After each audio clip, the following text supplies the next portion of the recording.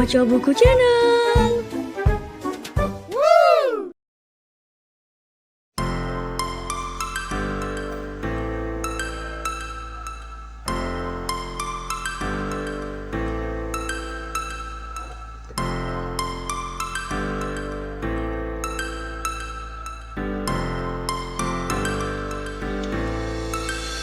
Stars floating to the sky.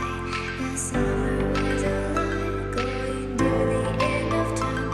I can see the daylight. Eyes were perfect. Is there really? Assalamualaikum warahmatullahi wabarakatuh. Kali ini aku akan baca buku yang berjudul Tata Kelola Lembaga Penyiaran Publik Dunia karya Mas Duki yang diterbitkan oleh Rumah Perubahan Lembaga Penyiaran Publik atau RPLPP. Bab 2. Dewan Penyiaran. Dua kontroversi yang selalu muncul dalam kelembagaan Dewan Penyiaran di berbagai negara adalah potensi intervensi politik dalam proses seleksi dan keraguan atas independensi figur yang terpilih. Sebagai contoh, pelibatan pemerintah Siki, Kementerian Komunikasi tahun 2003 di Australia dalam pemilihan ABC Board. Kantor Perdana Menteri John Howard diduga meloloskan calon ABC Board yang memihak kepada kepentingan politiknya. Kementerian Komunikasi bisa mengatur jumlah panel tim seleksi yang memberi konsesi untuk itu. Hal serupa juga terjadi di Inggris dan Jerman karena jalur seleksi anggota Dewan Penyiaran melibatkan Perdana Menteri atau Parlemen. Bukan berarti model seleksi murni dari tim publik seperti di Thailand tidak bermasalah. Di Thailand, tim seleksi berkuasa penuh melakukan seleksi hingga menentukan 9 nama anggota Board of Governor. Perdana Menteri hanya mengesahkan. Tidak ada keterlibatan parlemen dalam proses ini. Model ini mirip yang dilakukan di LPP Jerman atau jika di Indonesia pemilihan Dewan Pers, prinsip mengatur diri sendiri. Pertukaran calon di antara institusi yang mewakili publik pada seleksi membuka perilaku primordialistik atau aksi kong kali kong di antara mereka. Dengan kata lain, tidak ada prosedur seleksi yang 100% baik. Yang utama adalah kontrol yang kuat dari publik dan penerapan prinsip transparansi seleksi. Dewan Eksekutif dan Halayak. Dua organisasi lainnya yang menjadi pilar penyiaran publik adalah Dewan Eksekutif atau Direksi, selaku pelaksana operasional kebijakan Dewan Penyiaran, dan Dewan Halayak selaku mitra monitoring. Berikut perbandingannya di beberapa negara.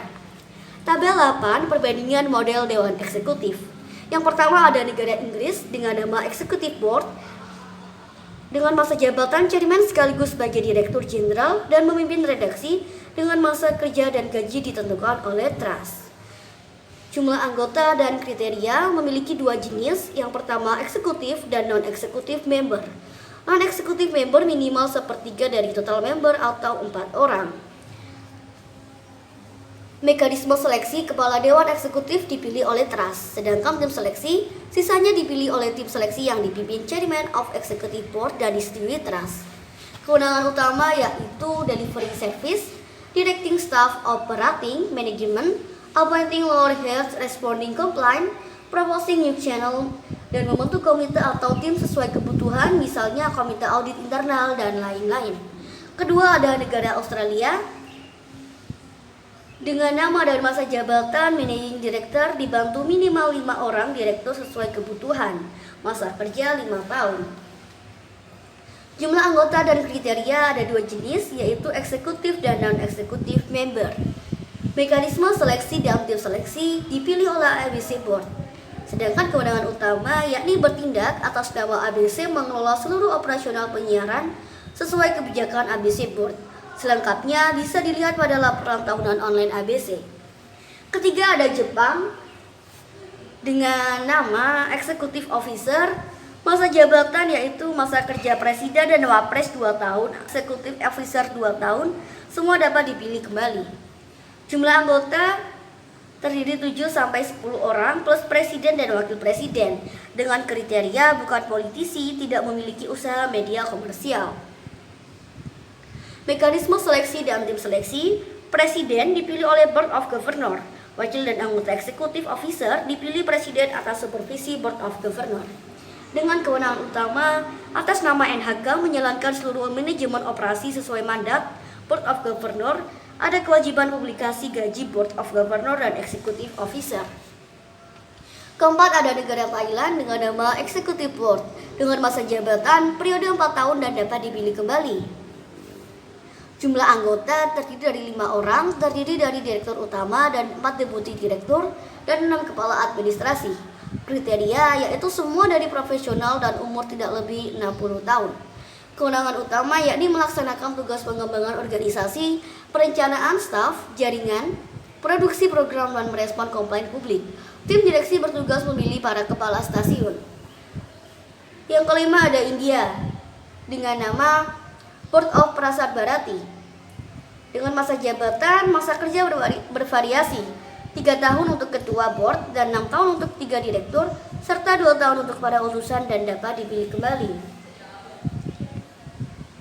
Jumlah anggota dan kriteria 15 orang, terdiri dari 4 full time yaitu ketua, direktur, SDM, keuangan, personel.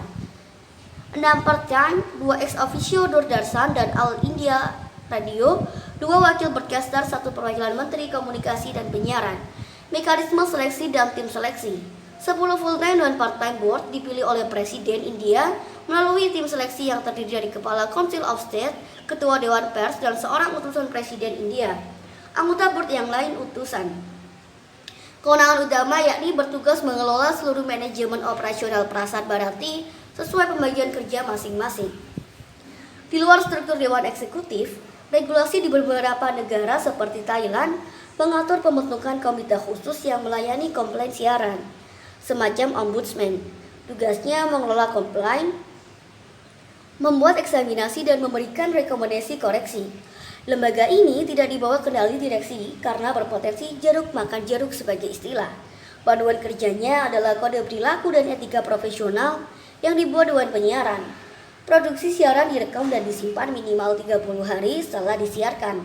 Ombudsman juga ada di CBC Kanada berupa 2 orang ahli yang bertugas untuk jaringan siaran berbahasa Inggris dan Prancis. Keduanya melakukan investigasi atas komplain, komentar, serta evaluasi khalayak terkait siaran jurnalistik di CBC Radio, CBC Televisi, dan online. Keduanya merupakan figur independen yang dipilih Dewan Penyiaran untuk periode 5 tahun dan bekerja atas kepentingan publik. Hasil kerjanya berupa rekomendasi perbaikan kinerja. Di samping Ombudsman, ada juga komite audit yang dibentuk Dewan Penyiaran untuk melakukan review laporan kinerja keuangan maupun program.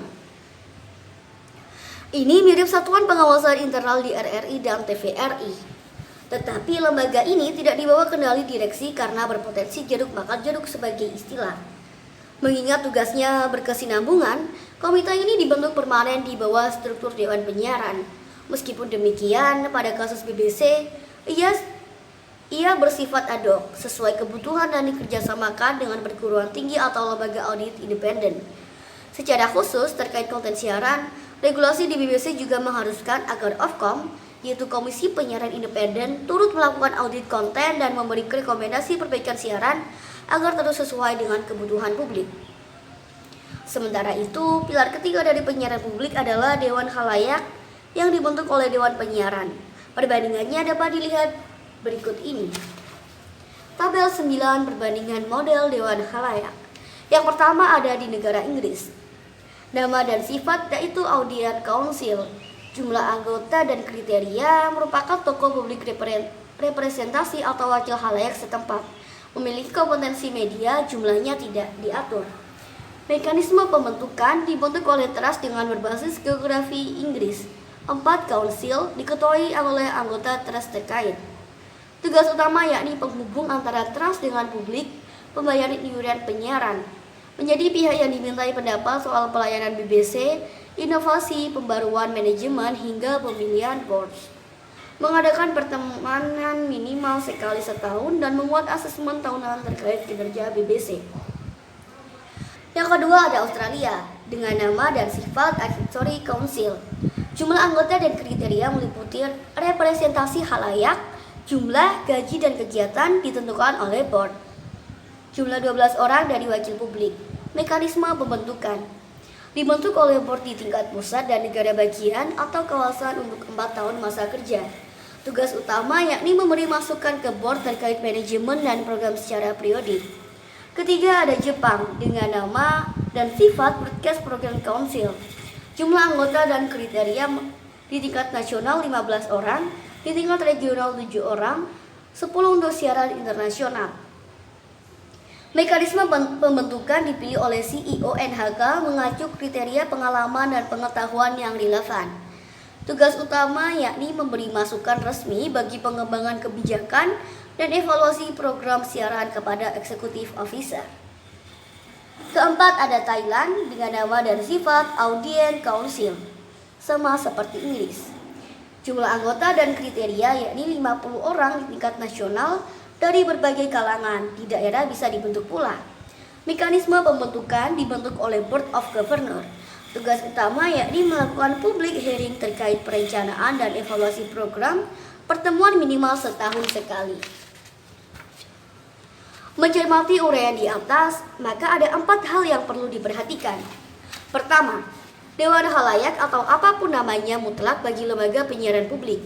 Tidak cukup dengan keberadaan Dewan Penyiaran Publik yang bersifat nasional, Dewan Khalayak justru akan menjadi pilar kekuatan Dewan Penyiaran dalam perencanaan dan evaluasi kebijakan lembaga.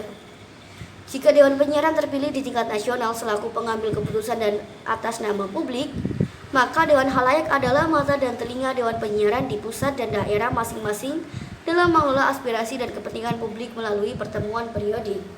Kedua, yakni keberadaan Dewan Khalayak dipilih resmi oleh Dewan Penyiaran dan diatur ketat dalam undang-undang seperti halnya Dewan Penyiaran Publik dan Dewan Eksekutif. Idealnya, lembaga ini diatur lebih rinci terkait jumlah, kewenangan dan mekanisme kegiatan seperti dalam Royal Charter Inggris dan ABC Act Australia. Dalam pelaksanaan kegiatannya, Dewan Khalayak didukung pembiayaan oleh BBC, tetapi seluruh anggotanya sukarela, tidak memperoleh tunjangan pribadi atau gaji rutin.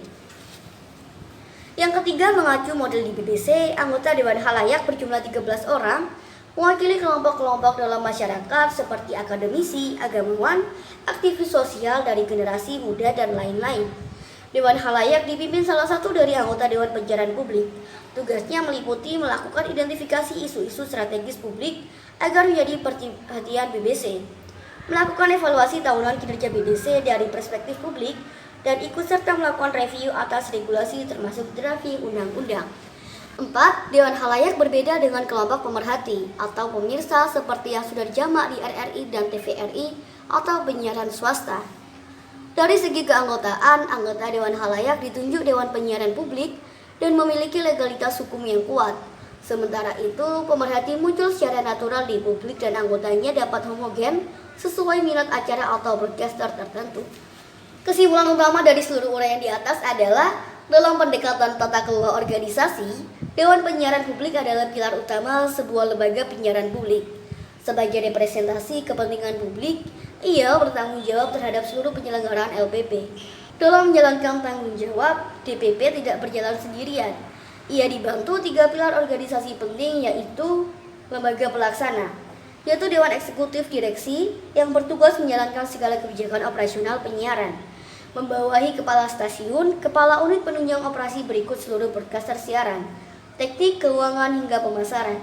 Dewan Eksekutif fokus melaksanakan tugas yang sudah diatur lengkap oleh DPP.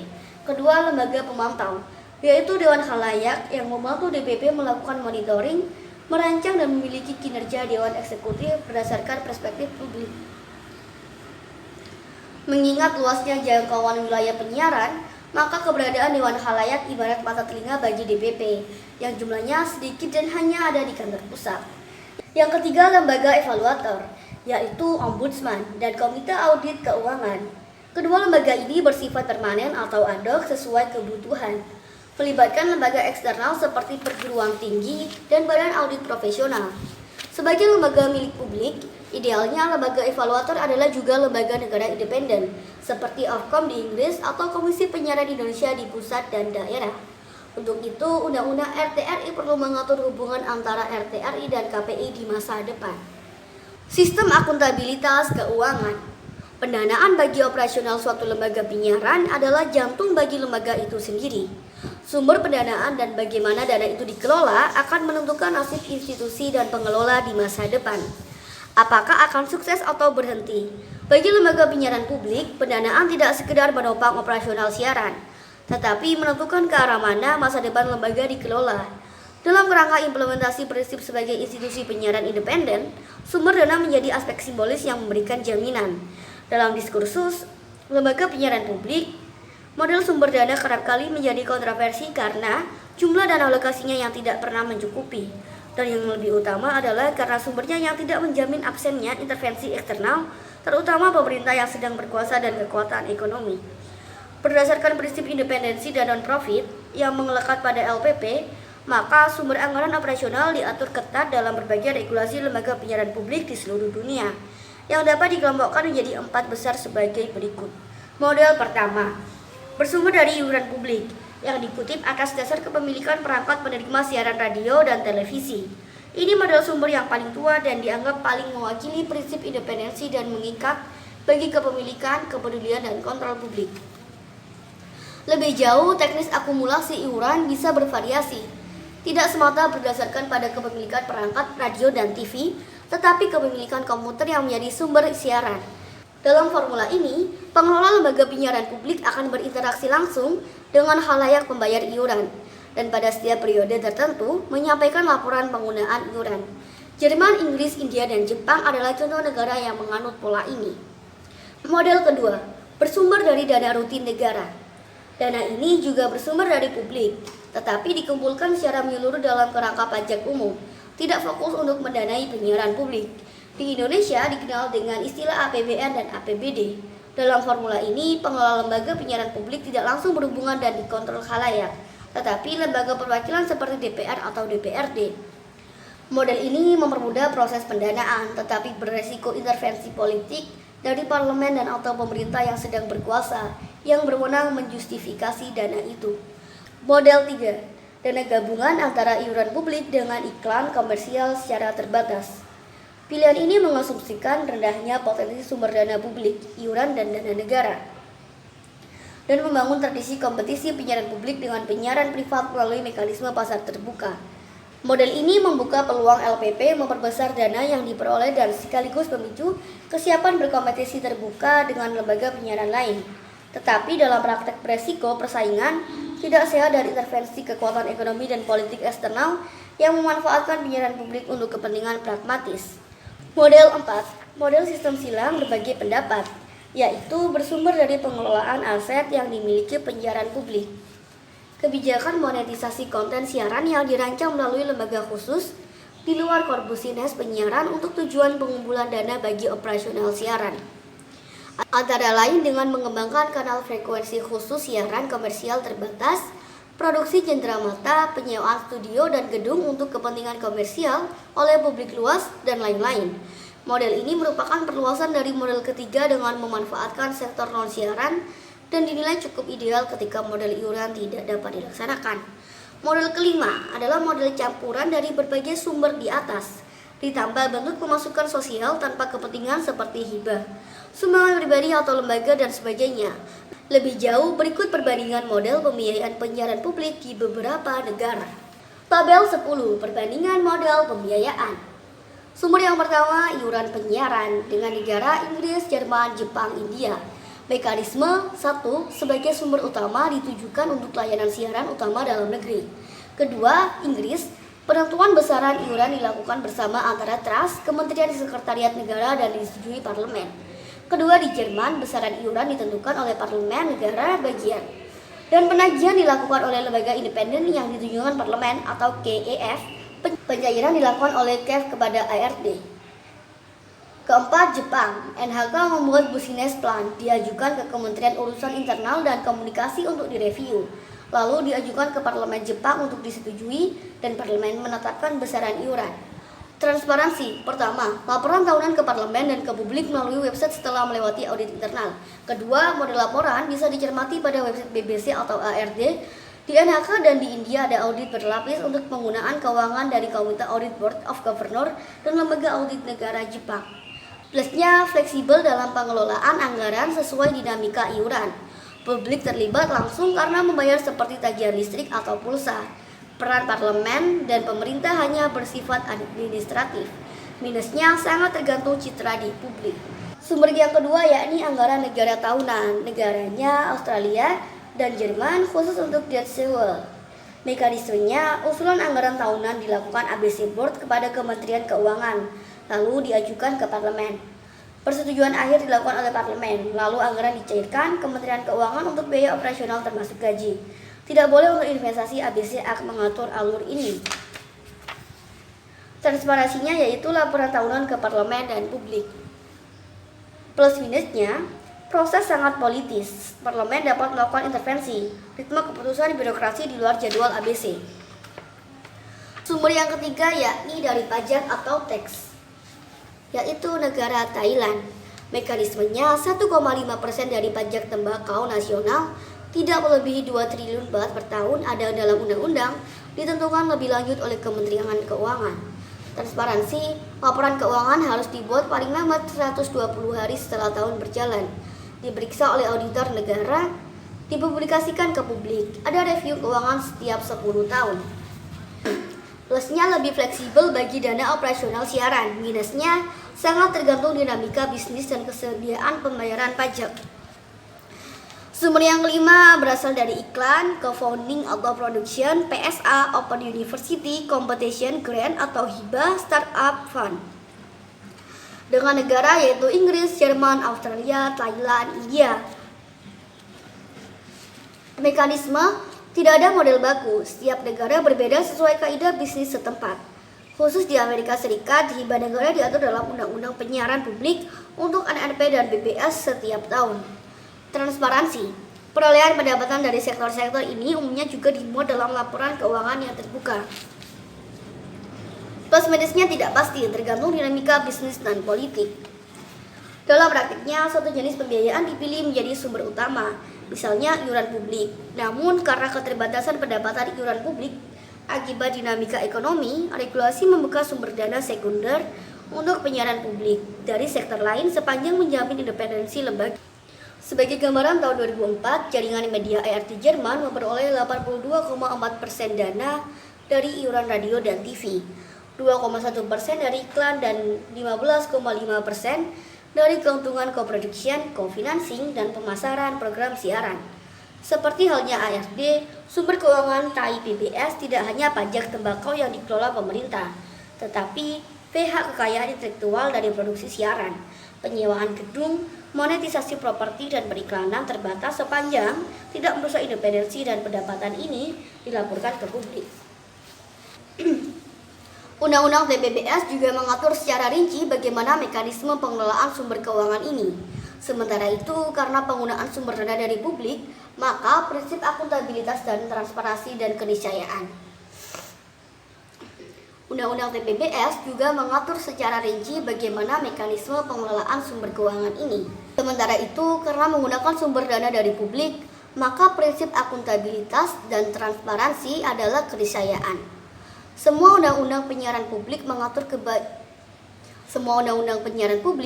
kewajiban publikasi laporan keuangan dan keterlibatan auditor eksternal dalam melakukan review anggaran. Bahkan beberapa undang-undang seperti di India, Australia, dan Jepang ada kewajiban Dewan Penyiaran dan Dewan Eksekutif membuat rencana bisnis sebelum pengajuan anggaran. Sebagai ilustrasi, model dan sasaran akuntabilitas BBC adalah sebagai berikut. 1. Kepala Parlemen dalam membentuk pengiriman laporan tahunan, annual report, dan laporan keuangan melalui Secretary of State for Culture, Media, and Sport.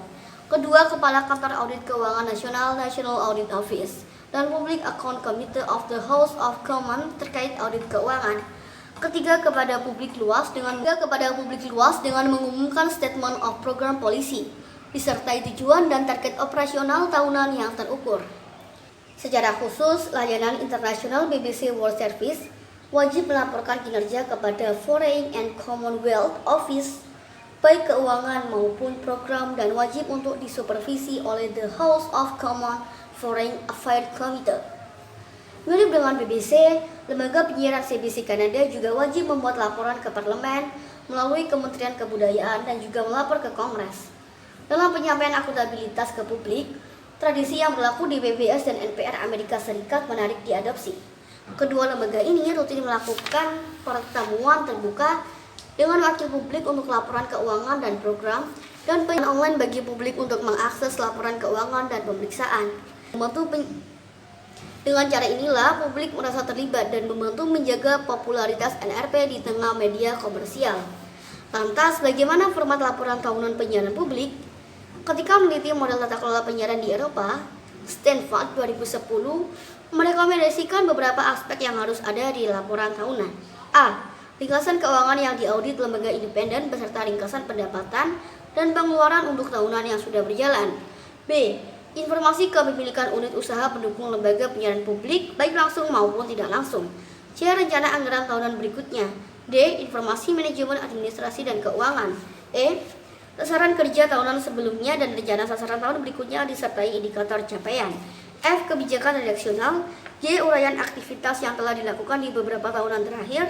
H. Jadwal program siaran baik yang sudah ada atau akan dilakukan. I. Daftar program siaran yang telah disiarkan dan merupakan produksi bersama dengan para pihak lain disertai nama produser yang bertanggung jawab atas isinya. J. Rekomendasi umum kebijakan terkait PSP.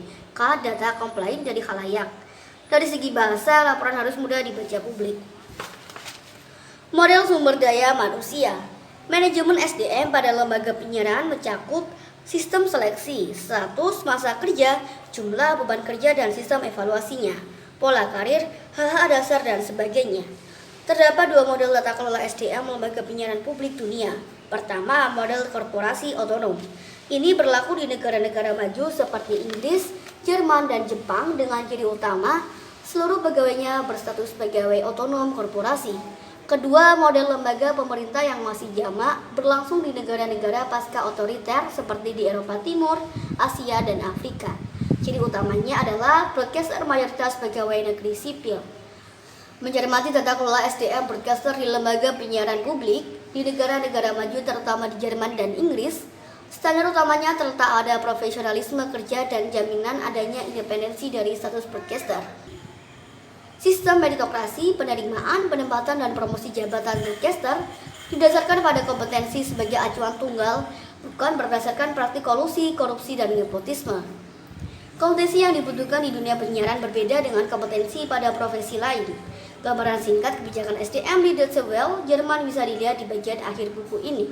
Secara umum, di negara maju tidak ada perbedaan standar profesional antara pegawai korporasi milik negara atau pegawai negeri. Di negara-negara dengan budaya disiplin kerja yang tinggi dan orientasi produktivitas yang kuat, baik pegawai negara atau PNS, jika di Indonesia maupun pegawai korporasi milik negara, memiliki spirit pelayanan terbaik pada publik, yang diwujudkan dengan mematuhi target kerja, jam kerja, mengutamakan kualitas bukan kuantitas. Melayani publik secara tulus, bukan karena instruksi pimpinan atau atasan. Dalam tradisi lembaga pelayanan publik dikenal dengan istilah public service ethos. Dengan demikian bisa dipahami pada hampir semua undang-undang penyiaran publik di Eropa tidak diatur mengenai status karyawan dan manajemen karir secara rinci, karena sudah melekat pada tradisi profesional yang memastikan setiap orang bekerja dengan baik. Pada banyak negara demokratis, tetap saja status broadcaster bukan pegawai negara yang terikat kepada regulasi umum kepegawaian. Mengapa? Disadari status sebagai pegawai negeri tetap memiliki loyalitas ganda kepada pemerintah dan publik. Ini berpotensi konflik kepentingan sebab SDM penyiaran publik loyalitasnya harus tunggal, yaitu kepada publik. Di Inggris dan Jerman, status broadcaster adalah pegawai korporasi otonom BBC dan ARD. Segala ketentuan dibuat sendiri berdasarkan konsultasi kepada Kementerian Tenaga Kerja setempat. Otonomi dalam tata kelola SDM diberikan penuh oleh negara melalui undang-undang. Broadcaster dapat memilih untuk menjadi karyawan tetap sampai pensiun atau tidak tetap. Untuk apa? Untuk menjaga independensi lembaga. Pengalaman dan pengamatan penulis selama tinggal di Jerman dan mengunjungi stasiun penyiaran publik di Jerman, budaya profesionalitas ditunjukkan sejak penerimaan tamu di front desk hingga ke dalam ruangan siaran. Layanan informasi siaran tersedia melalui beragam brosur tanpa harus bertanya kepada petugas. Informasi manajemen tersedia lengkap pada website ART atau JDR, seperti sejarah, profil pemimpin stasiun, laporan tahunan, kinerja dan keuangan, dan lain-lain. Jangan tanya soal disiplin siaran, ini corpus ines yang sudah pasti terjaga. Penambahan jumlah SDM tidak untuk mengisi kekosongan akibat pensiun atau ada broadcaster yang tidak lagi produktif, tetapi untuk kebutuhan ekspansi channel dan layanan baru.